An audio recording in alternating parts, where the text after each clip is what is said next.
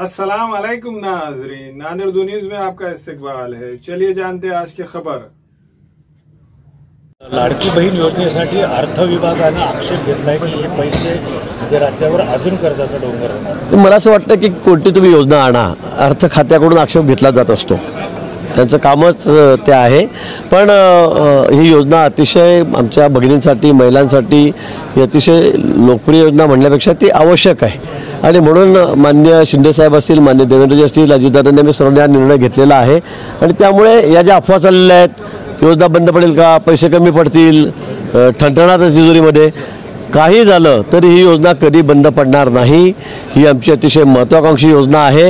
ही योजना सतत चालू राहील, याच्यामध्ये कधी खंड पडणार नाही हे आश्वासन हा शब्द मुख्यमंत्री महोदयांनी दिला आहे, देवेंद्रजींनी दिला आहे आणि अजितदादांनी दिलेला आहे। त्यामुळे उगाच कंड्या पेकवायच्या, काहीतरी नरेटिव्ह सेट करायचं असं विरोधकांचं काम त्या ठिकाणी चाललेलं आहे। मला वाटतं ते त्यात कुठेही वस्तुस्थिती किंवा सत्यता कुठेही त्यामध्ये नाही। नरेंद्र मोदी यांनी कायद्याचा दुरुपयोग गुजरातमध्ये केला आणि म्हणून गुजरातमधून त्यांना तडीपार केला असं अमित शाह हिंदी सर। मला वाटतं या गोष्टी सगळ्या राजकीय आहेत, राजकीय गोष्टींनी हेतूने प्रेरित होऊन काही लोक मागच्या काळामध्ये काही गोष्टी झालेल्या आहेत। त्यामुळे आता अमित भाई देशाच्या मोदीजी नंतरच्या 2 नंबरचे नेते म्हणून ओळखले जात आहेत। आता त्यांना हद्दपार केलं होतं, यांना हद्दपार केलं होतं, आता अनेक लोक आहेत, त्यांच्यावर परिस्थिती आहे। आणि इमर्जन्सीच्या काळामध्ये तर आम्हाला काँग्रेसने आमच्यावर काय काय कारवाई केल्या त्यात अटल बिहारी वाजपेयी असतील, अडवाणीजी असतील, सगळ्यांवर म्हणजे नितीन गडकरी असेल, आज मंत्रिमंडळात असलेले सगळे लोक, पण हे राजकीय देशाने हेतूने प्रेरित होऊन सगळे कारवाई केलेल्या होत्या, हेही लोकांनी ओळखलेलं होतं। आणि म्हणून लोकांनी पुन्हा आम्हाला एवढ्या मोठ्या संख्येमध्ये या ठिकाणी बहुमतात निवडून दिलेलं आहे।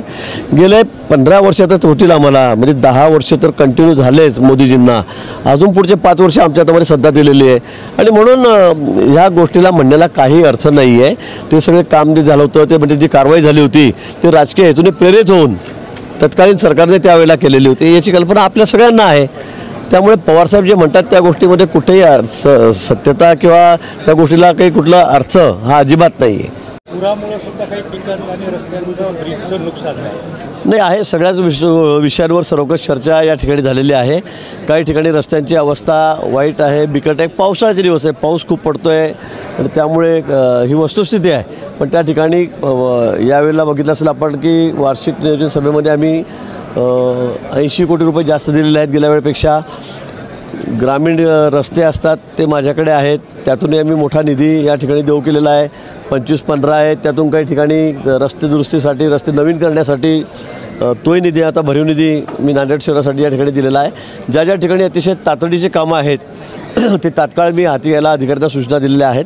मला वाटतं काही ठिकाणी ब्रिज आहेत की शाळेतल्या मुलांना येता जाता येत नाही, ते सुद्धा तात्काळ मी या ठिकाणी आज मंजूर केलेले आहेत, त्याचे कामाला लवकर सुरुवात होईल। सर मैं कहा कि 10 साल से अमित भाई सरकार में है, बड़े ओहदे पर वहाँ पे है, गृह मंत्री करके काम भी देख रहे हैं, आपने देखा है, तो लोगों ने उनको स्वीकारा है।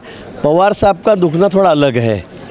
पवार साहब को मैं कहूँगा कि भाई जैसे हमारे इमरजेंसी के समय में आप देखिए अटल जी हो गए, अडवाणी जी हो गए, राजनाथ जी होंगे, नितिन जी हो गए, कई लोग ऐसे हैं जिनको तत्कालीन जो सरकार थी कांग्रेस सरकार, उन्होंने भी जेल में डाल दिया था।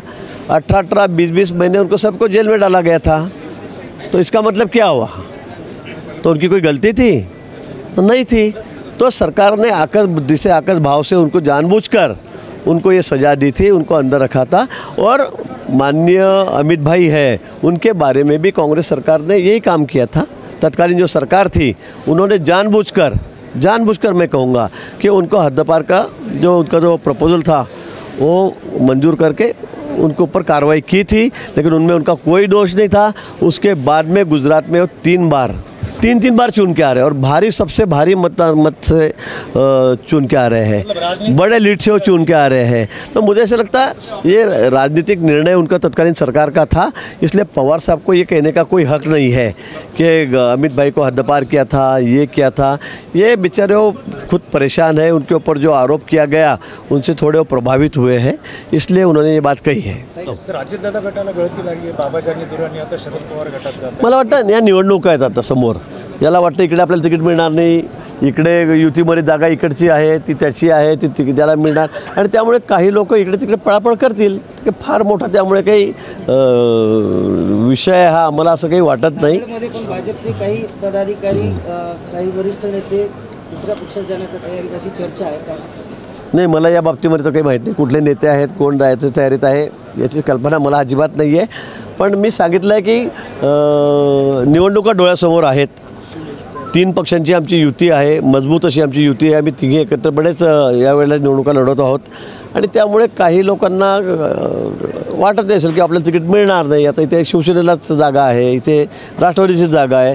त्यामुळे काही प्रमाणामध्ये अगदी थोड्या प्रमाणात बोटावर मोठे इतके लोक इकडे तिकडे पळापळ सगळ्या पक्षामध्ये कळत. अस्सलाम वालेकुम, मैं इमरान खान. हमें उम्मीद है कि आपको हमारा चैनल अच्छा लगता होगा. लेटेस्ट न्यूज़ के लिए देखते रहिए नांदेड़ उर्दू न्यूज़ और न्यूज़ के पसंद आने पर लाइक, शेयर और सब्सक्राइब करना ना भूलें.